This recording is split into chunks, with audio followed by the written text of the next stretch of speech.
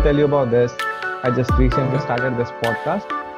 It's called the Abstract Podcast. So abstract means you can tell anything and the audience will have their own inference, right? So it's loosely open-ended. You don't have to explain what you are thinking or what you are saying. It's up to the audience what they inference from you, right? So very loose, very calm chat. Yeah, man, I was looking through your profiles a lot from YouTube to Instagram to Twitter to LinkedIn and skiing. You did skiing at 101? Oh yes. I had a small accident last year. That's a little bit changed the course of my career. Oh, you had that knee surgery, I guess. Yeah, but that's quite frankly, it turned up a little bit better for me. Like everything that happened to me along the way, on course of my 8-year career, it was bringing me to my goals even closer. Even the bad things, all the changes I found, no matter how stressful, how painful they were, I was getting out stronger. In some ways, maybe not in another. Even that accident on skiing pushed me to end up in London. Actually, that wouldn't happen. Probably I would be still stuck in very small apartment in Paris. Yeah. Which will not be as comfortable as is right now. Yeah. So it turned up well. That's okay. So for everyone to know, you are born in Poland. You are Polish, right? And yes, then I was born in a very small country. Yeah. In a very small city. Yeah. And then you did your thing there. You moved to Paris, and then you moved to London right now, right? Oh no. First I was moving to USA.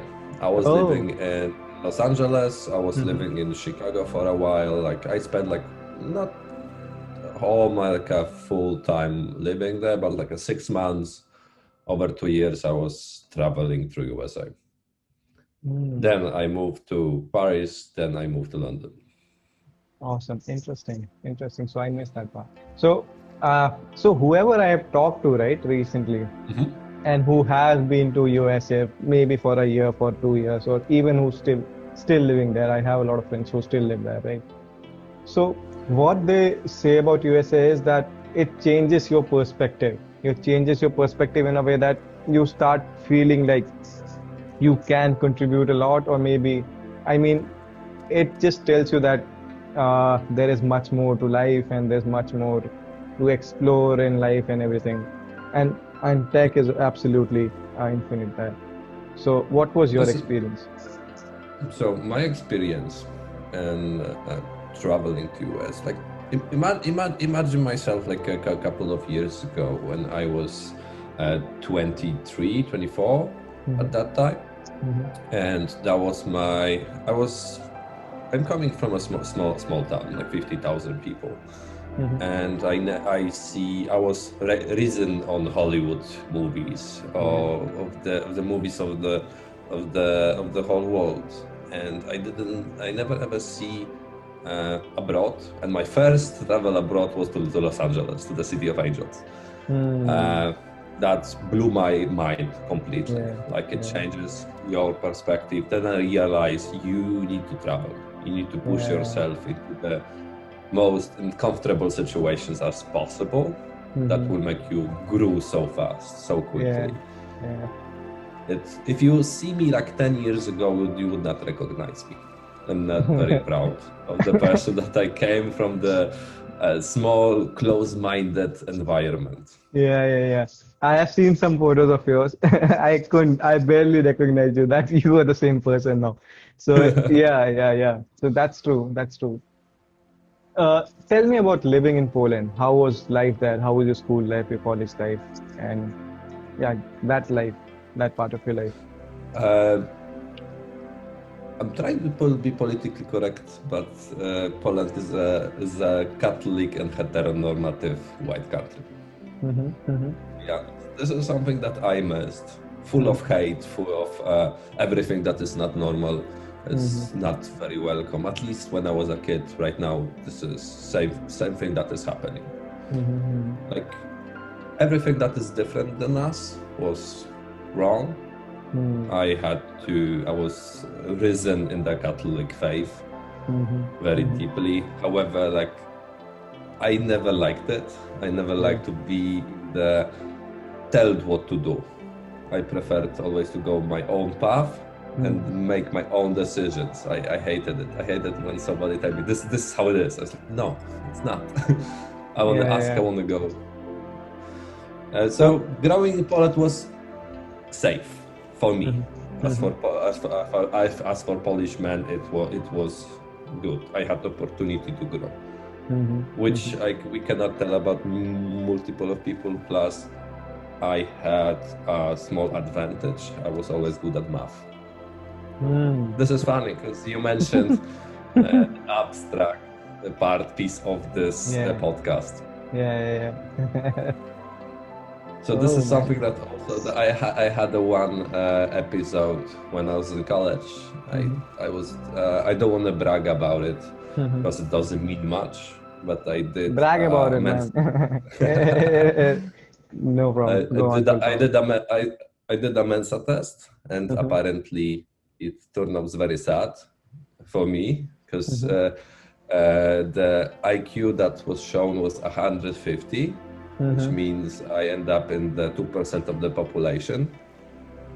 I feel like an idiot. And in the terms of abstract intelligence, let's emphasize this part. This is abstract intelligence, which means you can think and visualize abstract concepts. You can understand that somebody might have different thinking. You are a little bit better at solving science issues, math issues, anything that require abstract thinking. It doesn't mean that I'm, for instance, emotionally intelligent, which I'm not. I don't think I am. I don't think I'm a smart person. I'm an intelligent person. Those are the two different things for me. Intelligence and wisdom. Okay, so this is interesting. So when you say this, there is a difference between smart and intelligent person, right? So I can see what you're meaning by that. But if you want to tell whoever is listening to this that what do you think a smart person and intelligent, what is the difference? So for me, if you are intelligent, if you are good abstract thinking, you can solve the problem relatively quickly. You can find a efficient way to solve your problem, even if you are not an expert in it. You can find a way to learn new things. You can find a way to cut corners, or to be aware that what people are saying it's not always true. Yeah. Okay, makes sense. Absolutely. From other hand, if you have a lot of knowledge, you can read many books, but if you don't have horsepower to connect all the dots and to take knowledge from those books, because you see many people, many politicians are very smart people. They have PhDs, they have tons of knowledge, they read multiple books, they are very smart. But if they are intelligent, if they're making rational decisions, I don't think so. It's not a measurement of if you are good. If I know, like if one of the companies said that I'm intelligent, that doesn't mean anything. It's just a one of many metrics. You can be still smart and be an idiot. So this is very interesting. So if you say I have met a lot of people who come into that category of this very smart, but still they are idiot kind of thing. So it's true. And intelligent people.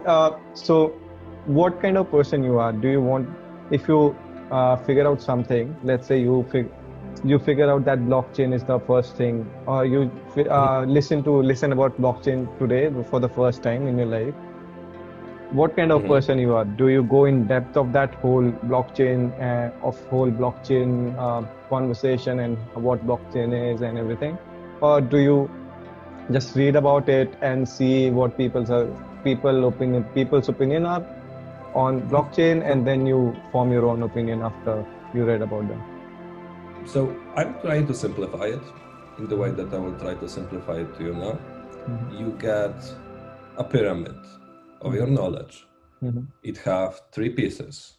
The top, the smallest piece, is the things that you know, the things that you are expert in. The second piece of the pyramid underneath that is the thing you know that you don't know. You know that this technology exists, you know that how black holes works, more or less, what they are. And there's the biggest piece of the pyramid to the bottom. It's the things that you don't know, the unknowns. You don't know that this technology exists, you don't know that this particular solution somebody else has already figured out. So my idea is to have 1 or 2 things that you are expert at, the things that you know, and as many things that you don't know as possible. That you know that this exists, but you don't need to be an expert in it. It's like with programming. Like my approach to programming, if you would be a person that never coded in your life before, never see it, it's scary. It's super scary to the person, it looks like magic. But what I can recommend you is not to read the book about the language itself, because you will read the book and you will not be able to connect those dots. Okay, why do I need this method? Like, what is this variable? What do I need it? Like, what I can do with this? You don't need to know how those things work yet, but you can start combining them. You can go to 15 minutes tutorial that you can build a blog, for example, and you know nothing at the end of this tutorial. But after that, another one. Or if you start reading about languages, okay, so that was the control. Okay, this was the method. I done that once, I can connect it, I can put it in place. I know more or less how that works. You can iterate on that process. But going to the academics of how processes works, for instance, in computer, yes, we got that on the uni, which was very helpful in terms of like a future career. But if you wanna switch career, for instance, to programming, this is something that you can do. It requires dedication, but it can be done quickly and efficiently. You don't need to be an expert to be good at something. Awesome. So this is very fascinating about the pyramid thing, the top and the second layer. So I assume for me it's more that I know I find myself in the second layer of the things. Like I know about blockchains, I know how it works, I know how consensus is built on that, I know about black holes, right? How they are formed and what all they consist. But I really don't know in detail about them, like why blockchain was needed in that. So blockchain is needed. It's very abstract question, so everyone knows about it. But what code went into blockchain, or what is that algorithm, and why that's needed? So I really never go in that depth of. So I won't be diving deep into a single topic and finding everything about it. I would go and know about a lot of things, know how they work, and that should be enough for me. So that's how I think of problems. And it's very interesting because I won't say that I am a master of, I know a lot of things and know them well, right? The first layer of that pyramid. So, and even then, whoever's listening to this, maybe it's easier or it's better to just be knowing. There is a lot of benefits of knowing it and actually knowing how it works. But even though if you don't know, but you know, let's say you know about black holes, you would be applying those to a lot of things that you can build or you can work on, right? Yeah, like look, we are living in the world when it's very hard to figure out something new.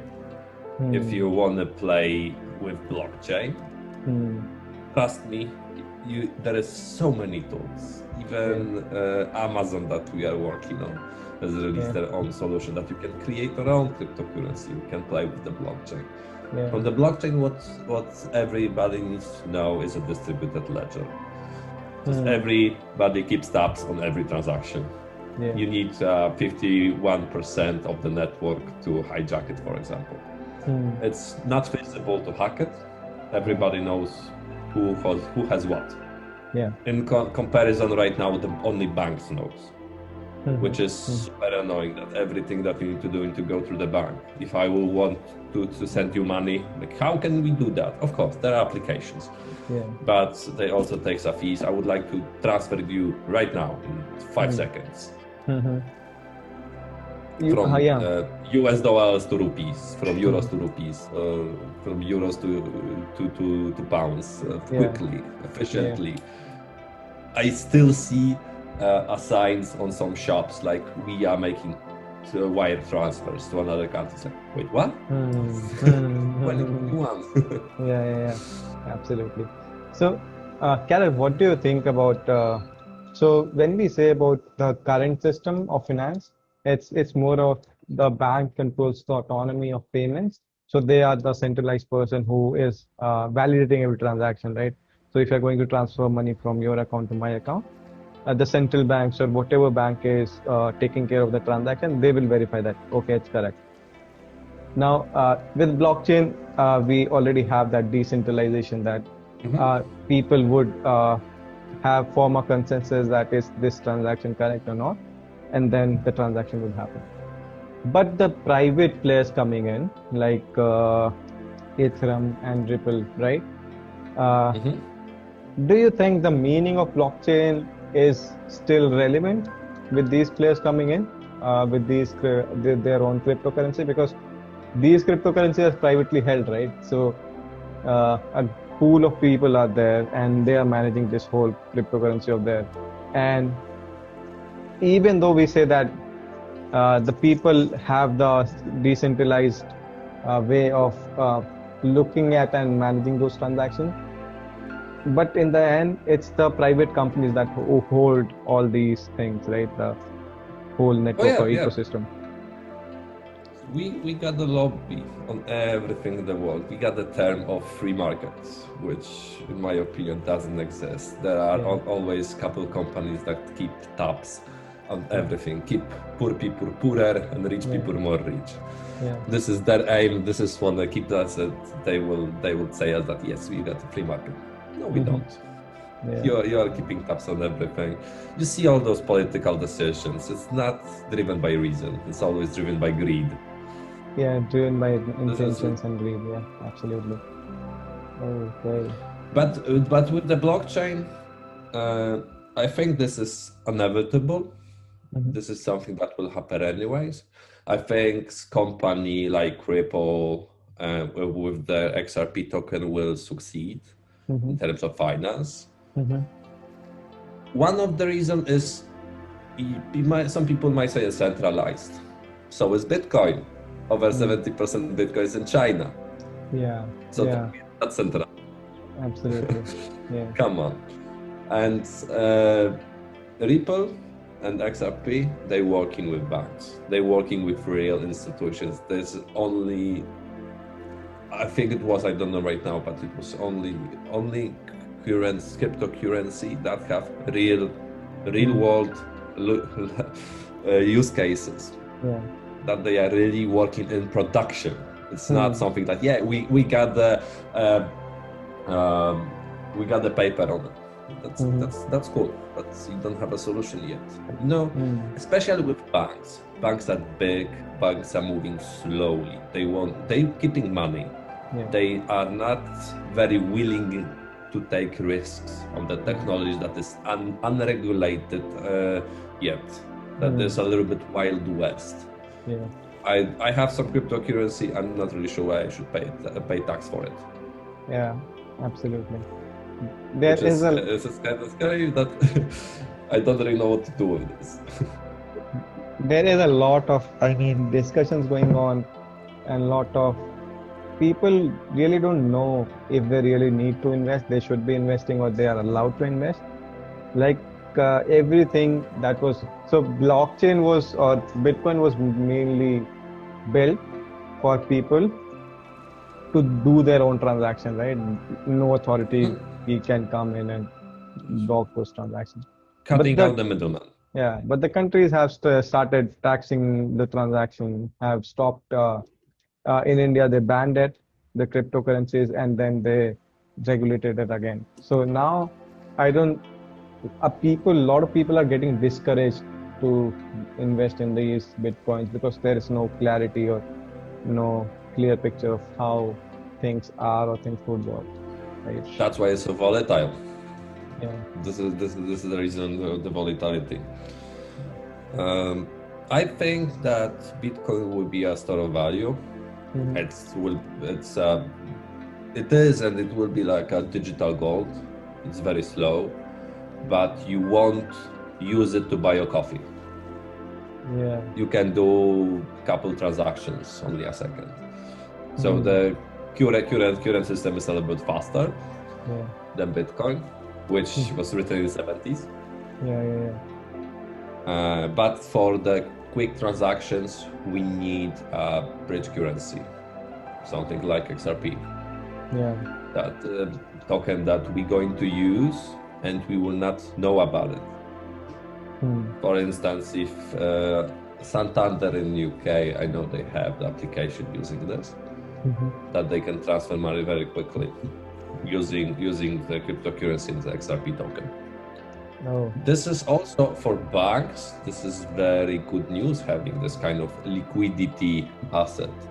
You get Nostro and Vostro accounts. Banks cannot just transfer money. The money needs to be there if you wire money. So imagine you want to send $1 billion over the sea, and that will take you 3 days. Over the times of 3 days, there might be so many price fluctuations that you will lose money. So big banks doesn't want to put that risk. Blockchain will solve that issue. They will be able to suddenly, we have trillions of dollars that were flowing around the market because they would be able to do it. Right now, it's in the safe, closed. We cannot touch it. Absolutely. Plus, look at it this way: in the next 5 years, $75 trillion will go to younger people, to the new investors, to the new generation of investors. People that don't understand that are outdated will pass their wealth to their kids, to their grandkids. And what we are doing with this? We are going to invest in tech. Absolutely. So do you think in the next 50 years there will be a strategic shift in the whole finance scape? This will happen in the next 10 years. The next 50 years, I'm not sure, man. This is something that worries me. What will happen by 2050? Yeah. I see. So, okay, so this is really inevitable that Bitcoins and cryptocurrencies are going to take over the whole scape and the finance? I hope so.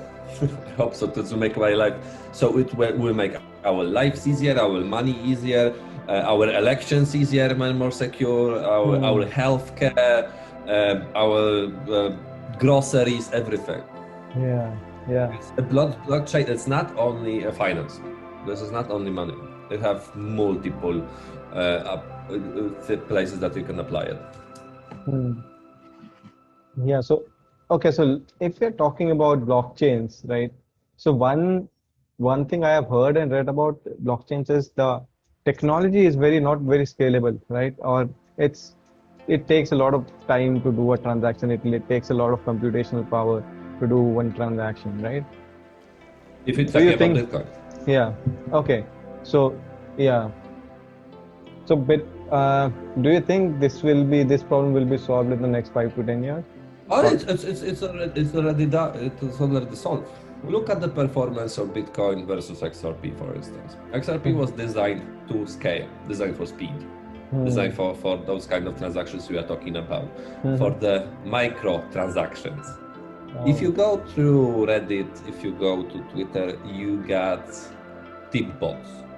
You got also browsers like Brave that was built up on the Chrome. Brave will give you BAT tokens. Yeah. This is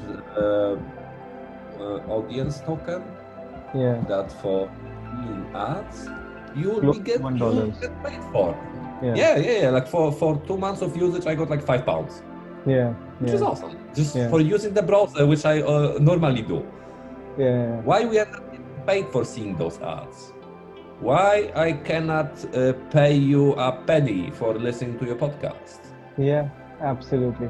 So, or you throwing an ad and I will be paid for seeing or to hear you. I want to pay 1 cent for reading this blog post. I want you to pay 2 cents for seeing this video. You can't do this now. Yeah. You can't do it. You want to go to the video game, and we all hate microtransactions, but they are there. Why they are not micro? Like really in the terms of cents, of fraction of cents. We should be able to do that. Try to imagine the world when we can do it. It will be a little bit annoying. We will have paywalls everywhere. Yeah. But you can have that automatically. So you can see the web, for instance, in the browser like Brave, earn money, which you will pay for read more content. Yeah. So it's keeping everything free, but content creators making money, and content consumers also making money. Absolutely. It's amazing. It's okay. So I never thought about this whole concept like this, right? So, I mean, this will be a very, I don't know about it, but I feel like this is a very powerful concept of just changing how the user behaves on the web right now, because right now we are just going to consume web media, everything, right? And we are getting shitload of ads, and on that ad, the companies are making money, and the ad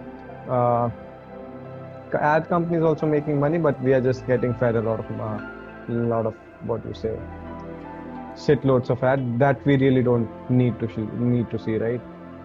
But yeah, if we are getting paid to see those ads, and the content creators that we are willing to read about it or see their work, and we pay them, that makes the web a whole new concept, right?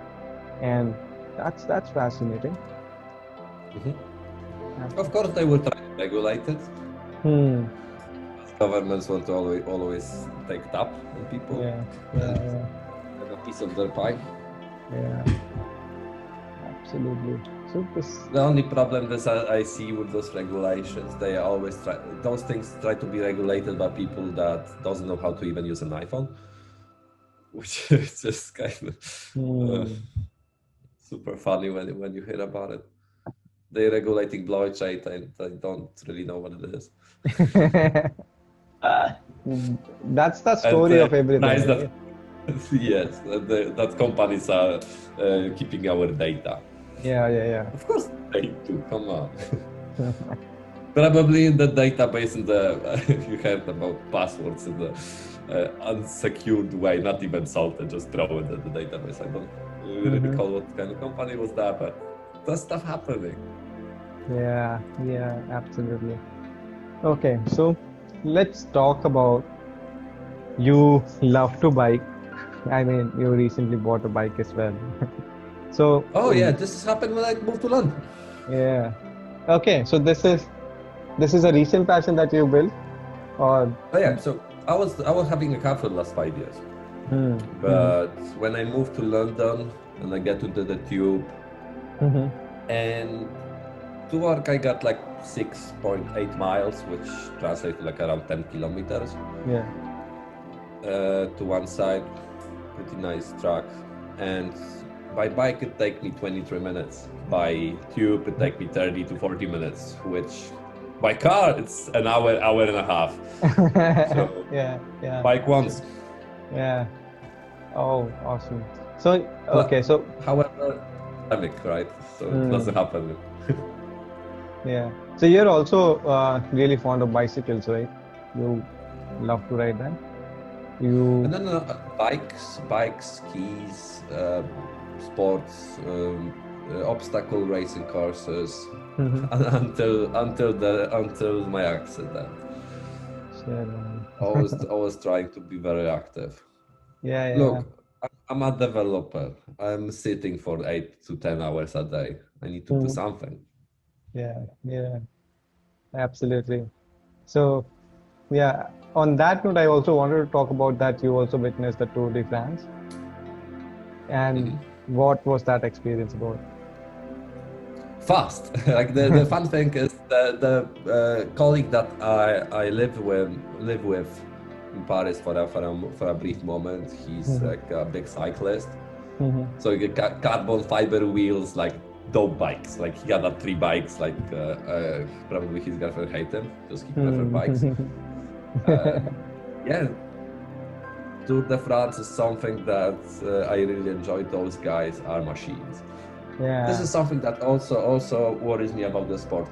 Sport is great until you are a pro and a real athlete. Yeah. You have a limit. Like this is something that you are stressing your body to the limits. Yeah. That will have an impact. It's not. It's like my first CEO taught me. It's gonna cost you something. Every decision you make is gonna cost you something. This is like in the software. This is a trade-off. Yeah. Oh. I like to work out. I like to, for instance, run through the mountains. That the latest that I did was 25 kilometers through the mountains. There was a version of 50 kilometers, which was 2 laps. Oh. And for instance, I could do it, but I would literally obliterate my knees at the end. If I would do it often, that I would not be able to walk after a couple of years. So yeah, maybe I'm wrong, maybe I'm not, but that's a lot of stress on your knees. I don't know. Just do it smart way, do it healthy. Just don't push it. Okay, I see what you're saying. So these sports guys, what you do for fun today, for one time in a year or in couple of times in a year, they do it every day. And that's yeah, I mean that's something insane, right? You're putting so much of stress to your body that it's really not used to. And you do it every day, and once you get an injury, it's hard to recover for a year or 2 years, right? And I don't know, man. I was super fit. Millisecond of the skis, one stupid mistake, and you crawl into a shower for next month. Yeah, absolutely.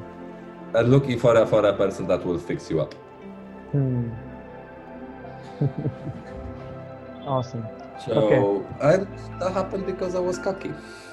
I wanted to do something more than I was capable of. It's good to push a little bit your boundaries, but you need to be careful.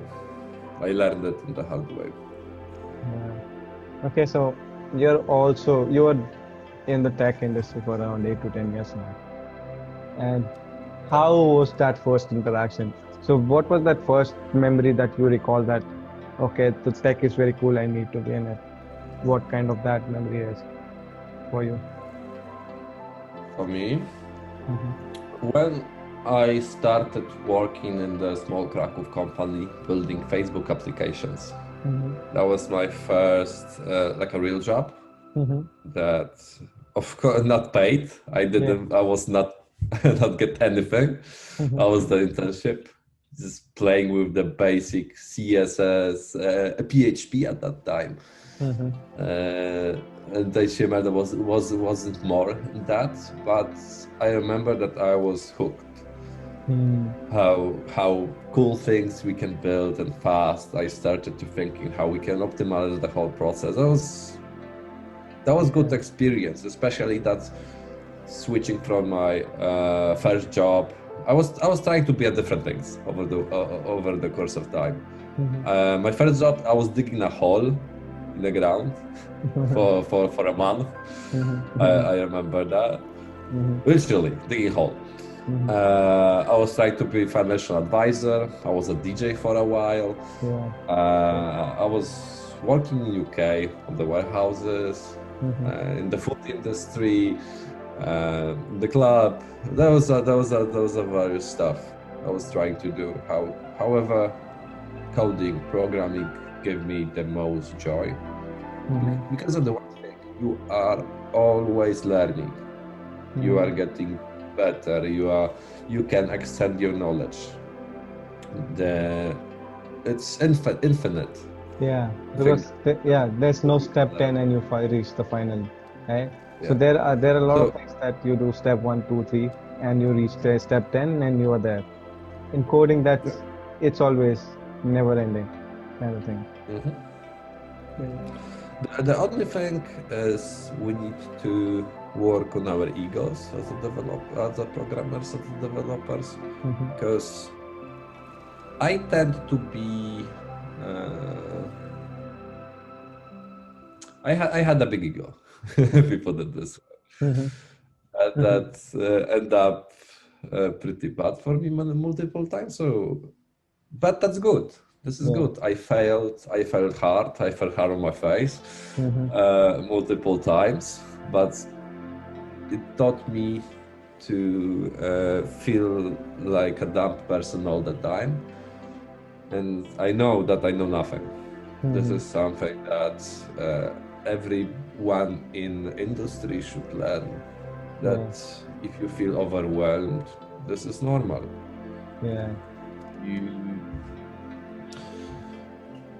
You have to be comfortable being uncomfortable all the time. If you are comfortable, this is not working for you very well. If you feel that okay, this is good, I don't know to do anything. No. You need to have a little bit of chaos. You need to have a crisis. You need to aim for something. Absolutely. If you're comfortable, you will sit down, drink coffee, and you will not move anywhere. In the terms of crisis, we are organized. We try to find a vaccine. We try to move as quickly as possible. But only in the terms of crisis. There will be no crisis. Nobody would give a shit about the vaccines. About what viruses? Come on. Yeah. Absolutely. So that's a perfect example as well. And okay, so I just wanted to go back to your point where you said you tried exploring a lot of things, right? From digging holes to from DJing to a lot of things. And then you said, okay, coding is something that gives me a lot of joy. And I really feel comfortable with it. And so, I mean, that's how humans are built, right? They need to start exploring what all they think they should be doing. And then they figure out what's the one thing that they really love doing it, right? So you can do a lot of things, but if you don't love it, you won't be going far enough with it, right? So if you did a singing today, you won't be going far away because you won't be loving that, right? And I see this as a problem in India because in India, this is not really, a lot of people, the parents have forced, or there's a preconceived notion in the society that you have to become an engineer and then you figure out your shit and then you do coding and programming. So that's how the engineers are built in India, right? Or engineers are built in India. And so there are 1% of engineers that's a supremely cream and supremely great, and that you see them in all over the tech industry. And most of the big CEOs are in it. Yeah. And then you see 90% of the Indians who are working in a multinational companies, and they really don't like what they're doing, and they are not good at what they're doing, and they're just living life because they were said that this is how you need to be. And this is something I don't see people. Okay, so there are a lot of people who change that and they figure out that this is not what I'm doing, and they move on and do their own shit, right? So that's a very limited percentage. But it's a problem when you don't see a lot of world, or you don't interact without. There's a group of people that you interact with, right? 10 people of your friends and your family and relatives. If you don't interact a lot, different to these people, then you get surrounded with one thought that this is what I deserve and this is what I can do only. So if you just figure out that this guy, I am a guy who is just doing his college right now, what would you say to me that, hey, Rohan, what's you shouldn't be doing, what's everyone has told you, or you should be doing and you should figure out your own? What would you tell me right now? For you in the college? Yeah. So right now, my mentality or my parents have said that once you finish your computer science engineering, you can go to your placements and company will pick you up and they'll decide if you have to become a software engineer or a QA tester or whatever, right? But in 10% of my mind, I really don't want to do that because that's everyone what's doing. But I don't have a person I can speak to and say, dude, I really don't think I should be doing this, but I don't know. So if I can speak for myself. What I would say to myself is to find a company with people that you will feel super dumb around. You want to be the dumbest person in the room. You want to work with people that you feel that are exceptional. You need a mentor. All the people that I see, good or bad, it really depends of what kind of personas you have meet along the way. I was lucky enough to meet a couple of very smart people that taught me a lot, that boosted my career and helped me out to jump years of developer and jump in the companies. Absolutely. You need to find people that will show you a little bit more of the craftsmanship of the code. It really depends who you want to be. I can say as an engineer, as a developer, as a technical lead, how I came up to this place. And you need to be brave. Easier said than done, but those changes, you need to push yourself in the most crazy situations. I had multiple opportunities along the way. I remember when my first job in a language that I'm writing, which is Ruby, I had opportunity to go to one company which was placed in my city when I was studying in Krakow, and I had and I agreed to them that I will come to work on April 1st, but I had another one, just an interview. If you look for a job, do a lot of them. You can pick later on. So I got another one, which was Los Angeles startup. What it didn't have people in it. I would be the one person in the company in Krakow. It has very good people, very advanced developers that could tell me a lot. So what I did, of course, I went to the Los Angeles company. Let's go big. Let's go stupid. I can do it without any help. Yeah, I did it, but I don't know if I make a good choice.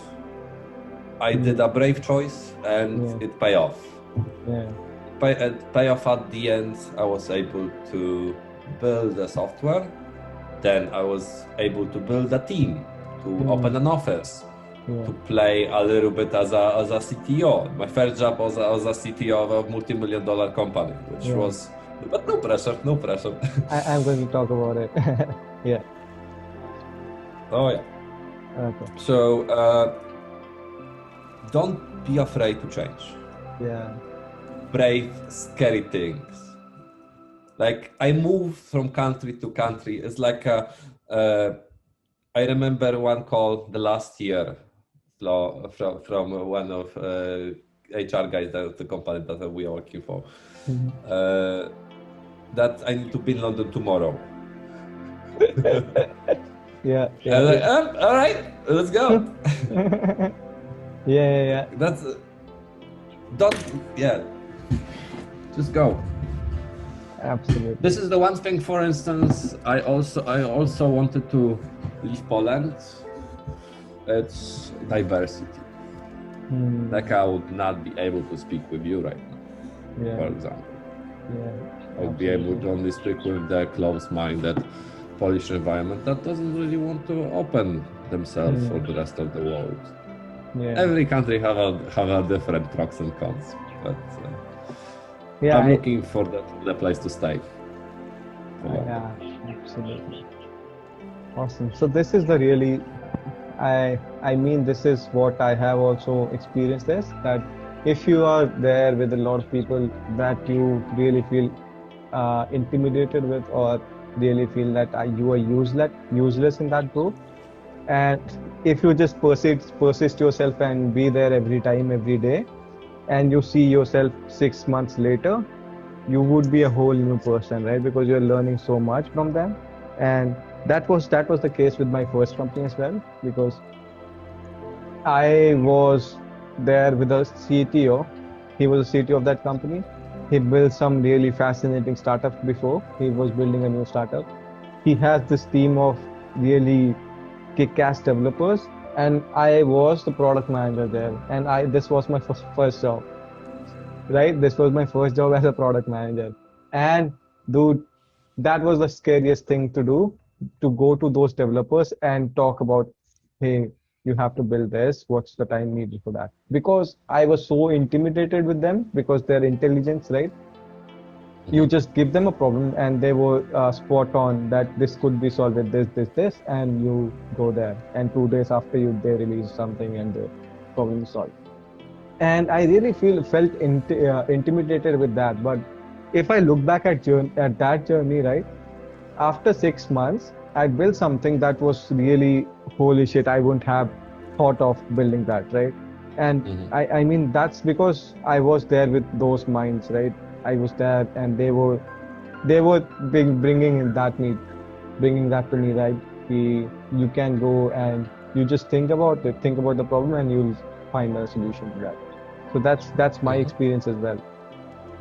Yep, but one thing, you cannot hide yourself that you don't know something, or you feel intimidated that oh my god, those guys are smart, or and I don't know this, or I just joined the team and they have a lot of this domain knowledge, how their system work, and I don't really know where to even start. Yeah. But this is also always something that you can use as your advantage.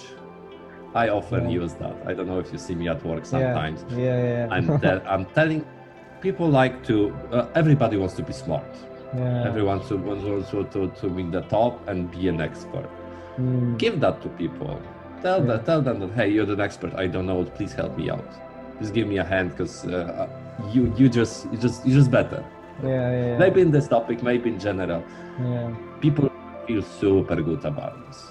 That you are not trying to be above them, you try to work with them, or trying to use their knowledge. And somewhere I have, small tricks that you can use. So this is exactly what I've read as well, that humans are just hungry of appreciations. So if you appreciate them, then that human is going to do 110% for you. Because you just have to make them feel that, okay, you are great, you are good, and then they'll just go way beyond the road to just help you out with that. That's fascinating. Okay, so coming to the most interesting topic, or most interesting journey of yours. So you build the startup called like social. Yeah. Strike I mean, Social. I started. You started, and you were the CTO there. What was that journey like? I was the first developer at that time. We got a couple stakeholders, now our lovely CEO, that we were trying to analyze YouTube traffic, analyze YouTube videos, get an information from it, and target ads, something that we were discussing at the morning. We were targeting ads. We were very efficient about it. So I was able to take the data and tell you, if you put $50,000 into this ad, you will get this result.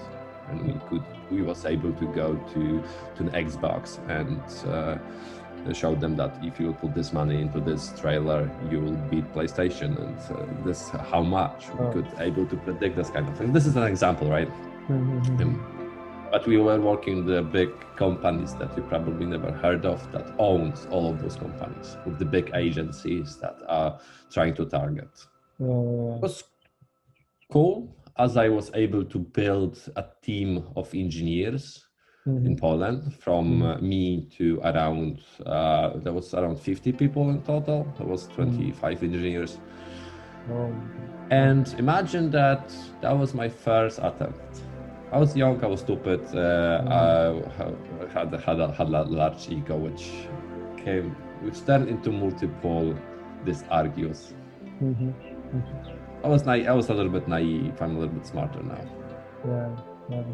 I mean, that's the passage of time that teaches you about these things, right? This is what I'm looking on the interviews when I interview people. Yeah. Especially on the higher positions like leaders, or when I was trying to hire a CTO as well in my position, or like architects. I'm looking for a failure. I think it's great that you did a lot of things good, but did you fail? Where did you fail? How did you fail? Did you have a conflict? Did your system broke down? Like, you need to learn the hard way. Yeah. I mean, that's the most, what do you say, the most learning experience for you? Because if you don't fail, that's of no use, and you're not learning enough. So if you're failing, that means you're not trying hard enough. Yes. Yeah. Yeah, absolutely. So I mean, that's really okay. So just going back to, if you are interviewing people right now, what would be your top 3 questions? Top 3 questions about successes. Show off. Show me what you got, show me what you did, what you're proud of. So that's will be one. The second one is about failures. And I'm literally curious always about conflict resolutions, how you deal with conflict. So the 3 things. Tech knowledge is a one thing, because you can be a smart person, you can have a ton of knowledge, but you can be a dick to everyone. Yeah. I know this type. I like to work with this type of people. I really like when somebody is not easy to get along with, but he's super smart. Yeah. Those people are easier to work with than you imagine. Yeah. If you want to drop that. I mean, I understand what you're saying. So, because I have that experience now, and it's really fascinating to just see how simple things are, and then what you imagine. So that's one thing. Okay, so coming back to that question on Strike Social, now that you have so much context about life and everything, that you know that arrogance is a very bliss and not a very good thing, what would you do differently that if you start that position again today? Yeah, I would take $80 million when it was on table. Oh man. Okay. That was. I think that was the decision. It wasn't my decision. I was just advising. Yeah. We should take the money. But if I would do anything differently, 100%. I would focus a little bit more on business, less than on craftsmanship. We did a lot of good architecture. In some terms, it was overkill. You need to look for business value. It's great that you're doing that and putting resources and time of developing. It needs to be justified. You need to say, hey, like, we're going to increase our performance of by 5% if we do that. Yeah. How much work this is going to take? You need to look for this Pareto principle: 20-80, 20% of the effort, 80% of the outcome. Yeah. This is what you'll be looking for. And other than that, you're wasting time, you're wasting companies' money. It will retaliate very, very, very, very soon, very quick, if you're making the wrong decisions. If you're putting resources in the wrong place. Yeah, so that's, I have seen this interview of Steve Ballmer, who was a CEO of Microsoft at the time of when they launched Windows Vista, right? So if you remember that time, of 2007 and 8. And so these guys, so Steve Ballmer was very enthusiastic about launching this Windows Vista because that was a whole new user experience or whole new OS for the computers and stuff. And they failed. They failed because they thought that this is going to work. So coming back to your principle of 20% of efforts and 80% of results. But what they were doing was 80% of the effort because they had 80% resources doing this whole Windows Vista thing, right? And just 20% of outcome because OS change really means nothing. At the same time, Apple launched their MacBooks. Apple launched their iMacs, right?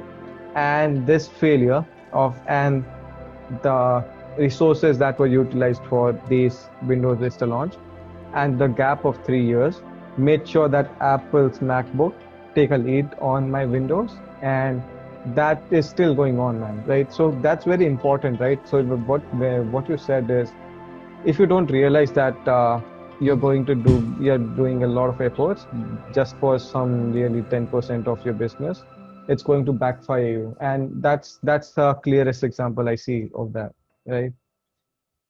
But we need to I also learned one thing. I had many situations of thinking, oh my God, if we will not do this, the whole company will go down. If we didn't release that feature, if we will not fix that bug, soon the whole system will go down. No, it won't. In most cases, it won't. I see various situations when the system was going down, when the performance dropping, when we have like a multiple crashes, when police came to the office and took like a half of the computers because one of the CEO, not the one from Slack Social, different one, had illegal software in the company, and they took my computer. They took like a half of the company, and company is still here, and they are doing better than ever. after multiple years. So company will be good. Company will be always good, man. Those are the business size people, smoke and mirrors. Tech doesn't even have to have tech. This is what I learned. You doesn't even have to have tech to sell tech. So Karol, I'll be pretty honest with you, brutally honest. This was the person. I was that same person who used to say this, that if you don't build this, we are going down, man. And we are just going to lose $100 million or $10 million or $100,000.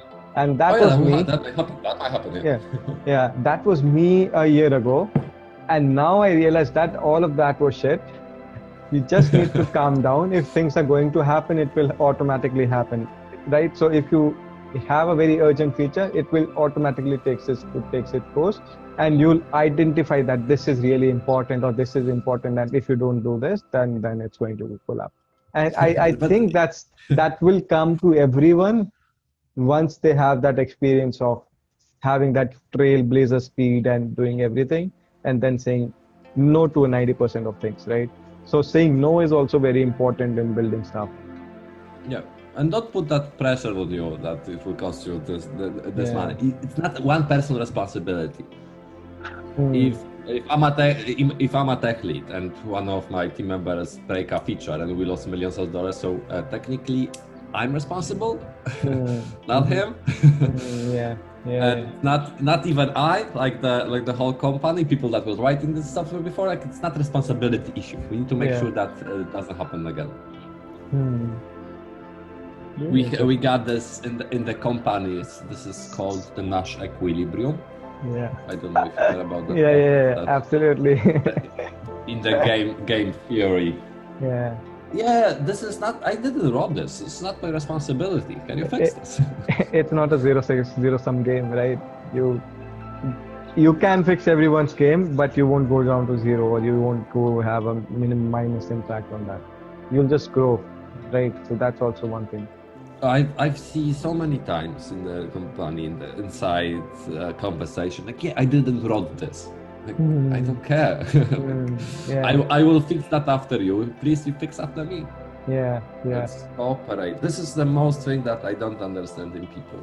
We don't cooperate as we should be. That's very interesting. It's not very interesting, but it's really normal to see that. But I'll give you a very contrasting thing on that. If you if I talk to a lot of people that I know, there is going to be 100 people. I talk to 100 people, there will be 70 people who will say no to me, or who just Hmm. argue with me, right? But if I go and talk to a stranger that I don't know, so that happened to me recently when I went to this Himalayas on a trip. You won't believe I went to a village and 17 families were there. We were a bunch of 10 travelers there. Everyone had their own dishes and they served us that day. We literally didn't knew anyone, right? So I think that's how people are built, but internal egos and everything just come because you know a lot of things about a lot of people, and I don't know, man, why these things come, but really I don't appreciate that happening, and that's something that I have also been culprit of, to be honest. We are getting taught over years, over our childhood, how you should be, how you should behave, how you should do. It's something that I never liked, and I prefer to be left alone and figure it out by myself. Mm-hmm. And rather than someone tell me like how I should go to church, when I should do it, which God I should pray to, like I would love to make my own decisions about that. Like I don't trust that what you're saying is true. I learned that it's not for the most people. We are being taught to live in a certain way. And we don't think that we are we are all connected. No matter how you look at it, I'm connected to you. There is I think rule like 6 to 7 connections. If you want to see how far away you are to Donald Trump, you can do it in 6-7 connections. Yeah, absolutely. Up to, we are very close to each other. Then we think. And we need to all cooperate, work together, because in 50 years we will be very close. Yeah. Okay. So this comes back to my question on you are managing teams now, right? The majority of your portion or majority of your time goes now to manage team and have people do people things, right? Because tech is not a challenge for you now. You can I'm trying to push certain buttons. So what is that experience for you? And how have you changed from Strike Social, or from when you started as a CTO and now you are an engineering leader in a company? What's that transition looking to you, and how have you changed in managing team? Along the way, I was a lead architect for the VYP company. We are doing a sexy phone for small and medium businesses. Phone solution for our teams. That company, I was hired to split the monolith into microservices to make their team performant. So it's a big difference when you grow from 1 person to 50 people, and from 50 people to 100, and from 100 people to 250 people. There is a big organizational difference that you need to make in place in order for it to still be agile, still have the right velocity, and move in the right direction. So those are the things that you need to maintain while growing.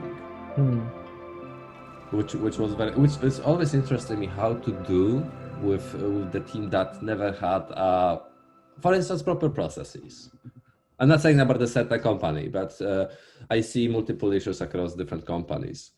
Processes, trust in developers. I see very often when company, hey, like we need a technical lead, we will hire someone. Try to put stuff within your team. Scale them up, teach them. They are loyal, which for me is very important. You can be a very good developer, but some people are working the ass off. They don't need to be the smartest, they don't need to be the greatest, but they putting their heart and thought into building something.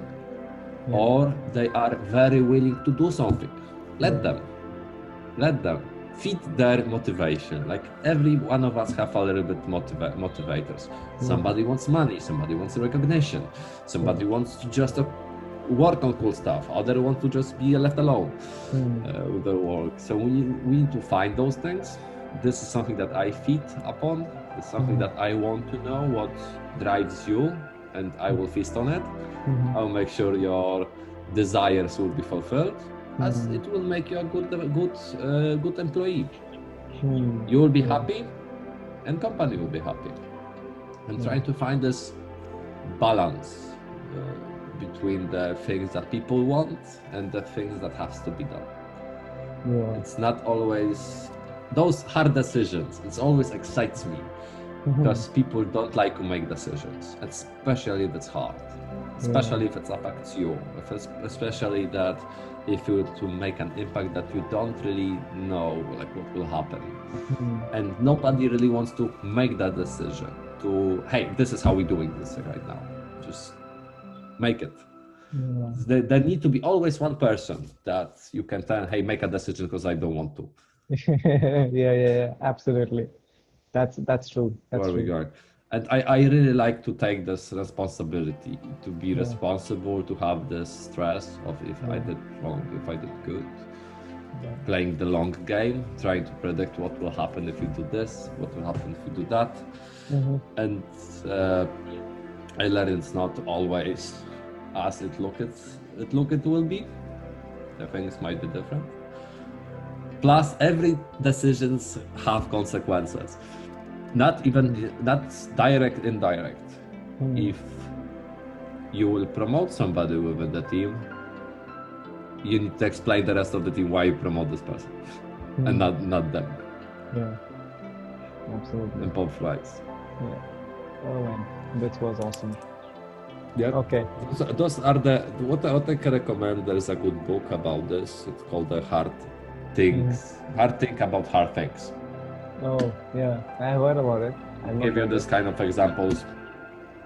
Yeah. Very, very good for managers, for CEOs, for CTOs. Okay. So the game is changing over there. It's not always just a developer piece of the code, piece of functionality that you need. So this is organic, this is fluid. You can mess things up very easily. Or you can see how people are messing things up. I want to emphasize that when I see multiple CTOs, like people of with given authority and leadership over team. If they are new, if they are coming to the company, they want to change everything. Yeah, this is not how we're going to do this. This is a new process. This is a new framework. You stop writing this, you're doing that. No, it doesn't work that way. It end up miserably. People started to leave after a while because the thing is, as a leader, if you're joining a team, you need to understand this team first. It might be not perfect. Trust me, in every team, if I would be able to replace some people, if I could do it objectively without any feeling, I will do it. I will shuffle around everyone. You need to figure out what kind of resources you are working with. What's the skill level? What's the task? Can we do this like realistically? Okay, this have to be done that way, but our team, for instance, is Ruby. We cannot write C#. And the solution that we are trying to write to be C#. So we would need to find a way how we can fit that team or move it somewhere else. Or how we can fit that into our knowledge and technology, or we need to have to learn. You need to make trade-offs. Yeah, everything comes at a cost, you said, right? Understanding the team, their capabilities, and their motivations. You cannot just say like this is. I know or with process. Team is working with them together for years or for months. They kind of know have their rituals. They kind of know how to cooperate with each other. They know where to put the tickets. They know who have dogs. They kind of know each other. You can jump in with break the door. Hey, we're changing it. Yeah. Okay, so Karol, last two questions for you. First question is, how many people have you seen? So we'll talk about the status game and about money. So status is about people getting statuses by pulling others down. So that's how that game is done. And money game is the wealthy game is that to promote everyone to rise up and have more wealth from that. So what kind of persons have you met till now have these kind of tendencies? So do you see these people status seeking people a lot, or do you see wealth seeking people a lot in today's? It really depends, but when I was working in ERCOL, we got 21 different nationalities in the office. 21. And it's hard for me to. Wasn't this. There was not even. They were all human, yes. Yeah. But they had that in common. Everybody was. Most of people were different colors, different ethnicities, different religions. Most of them atheists. Yeah.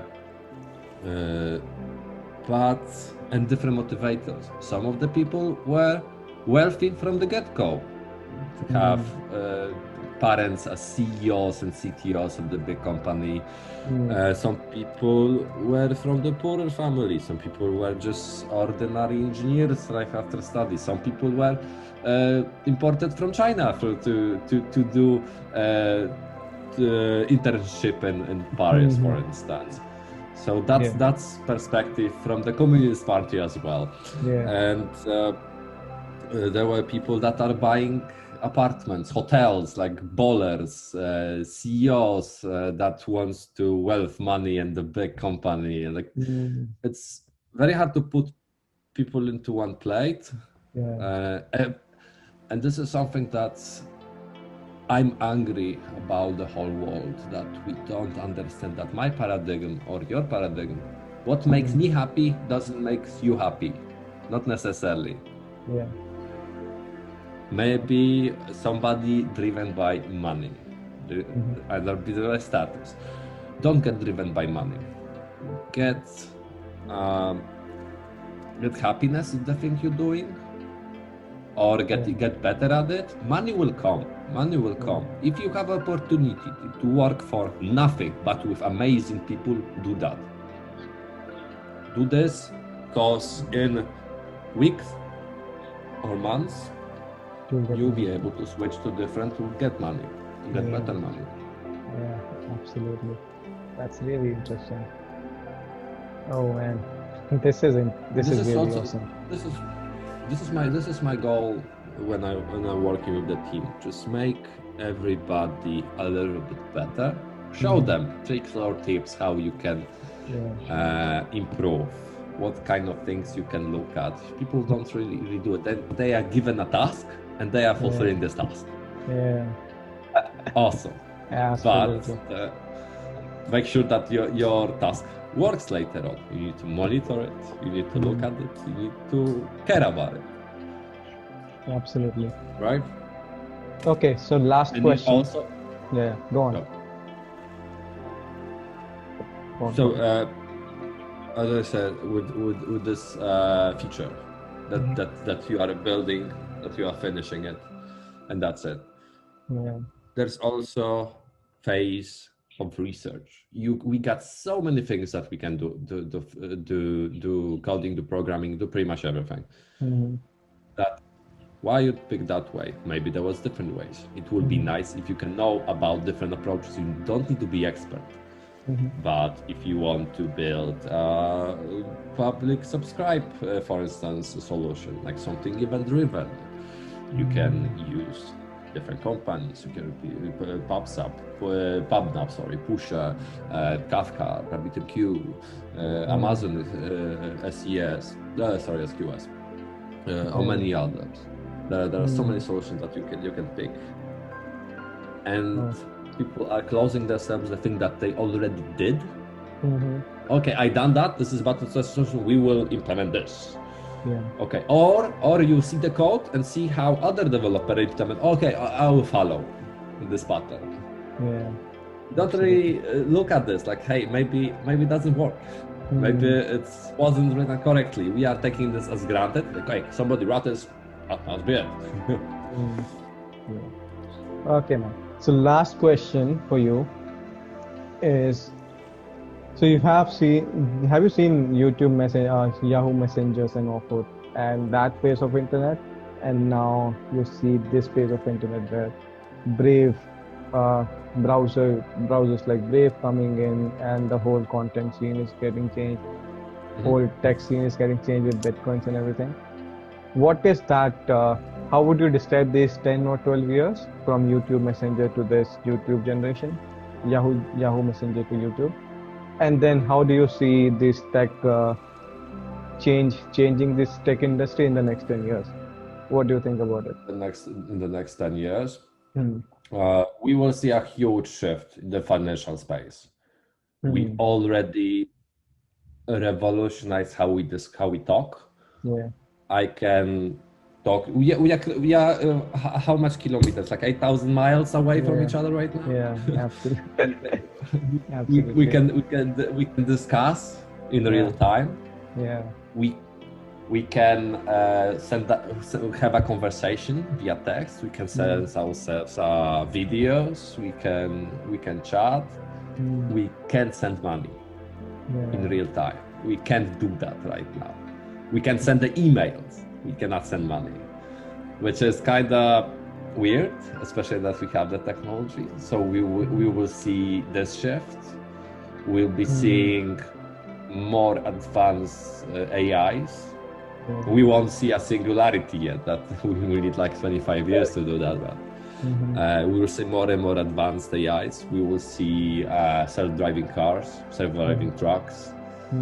And I really hope that we will invest more money into the climate change and the sustainability of the next 10 to 20 years. As you see, this is not looking good. This is like the system that you are implementing. We have indication that something is wrong with the system, but our stakeholders doesn't care. Yeah, they want to build new features. Yeah. They want to make more money. Yeah. But system is crashing, guys. No, make more money. Oh man, that's a really great and ugly of that situation. Yeah. Oh man, awesome. Okay, so bonus question for you. Last question. So how would you advise people to live life? That's a very abstract question. Can have abstract meanings, but yeah. I'm good at abstract. Yeah. Go on. How would you live life? How should we live life? Ideal life. Questioning everything and everyone.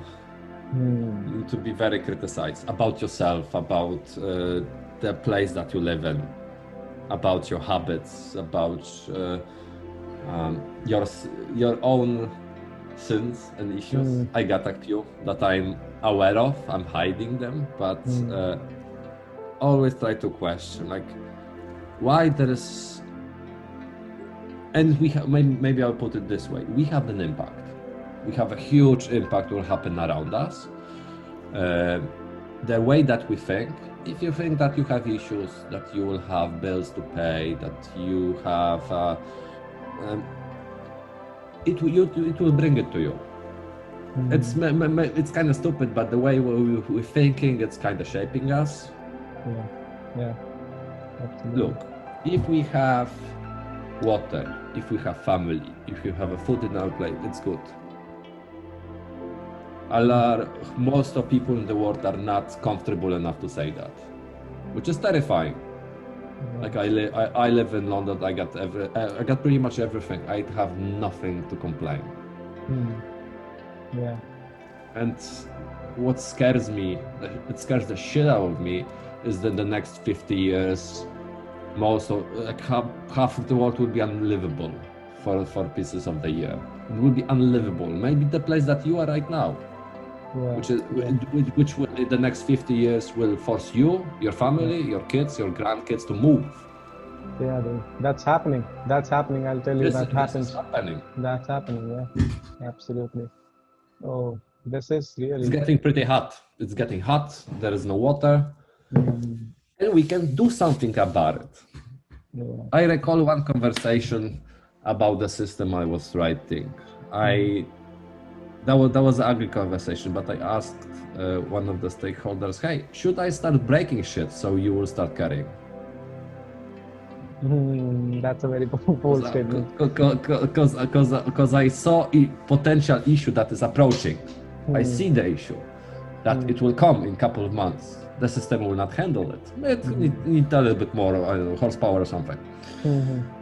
So, but as a developer, you can put a small bug in there that it will make this problem faster. It will be shown. It will start hurting business. Like I can do that. I can show you that will happen, how much it will hurt. Or give me time to fix it.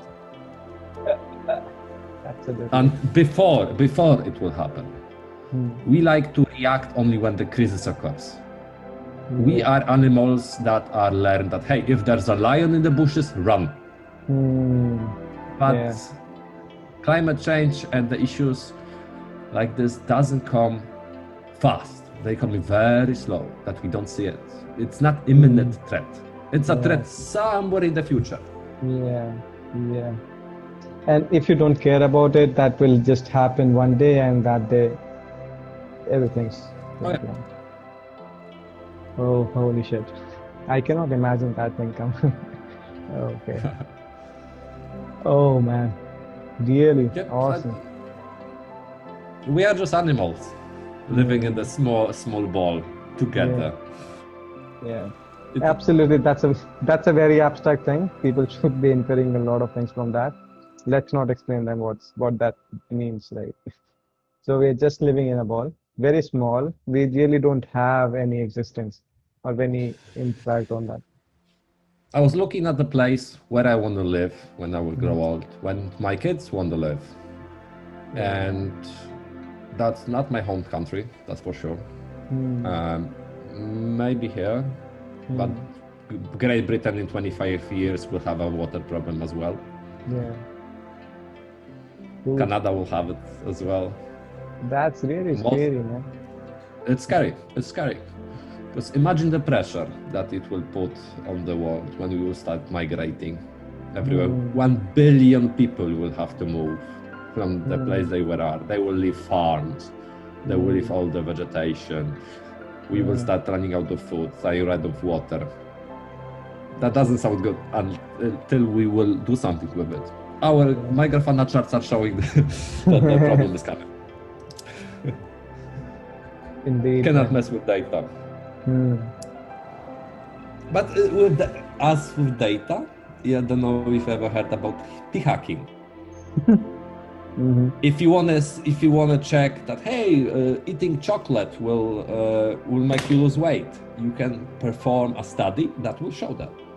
You will just pick particular values that will show you whatever you want. If you think about it, you can research it. Yeah. There's a popular saying that says, if you torture data enough, it will say the story that you want it to say. So yeah, absolutely. That's a really great topic to end this whole conversation. And Karol, this was a really lovely chat. This was a very broad chat, and I loved every moment of it. I'm sure Thank you. We'll connect again on this podcast. Yeah, absolutely. Your last words before dropping off?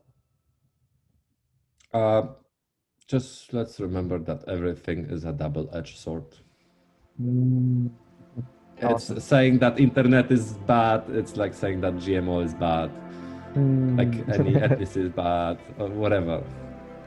We are living in the world of probabilities, not of the truths. Everything is it's a probability that something happened. It's probable.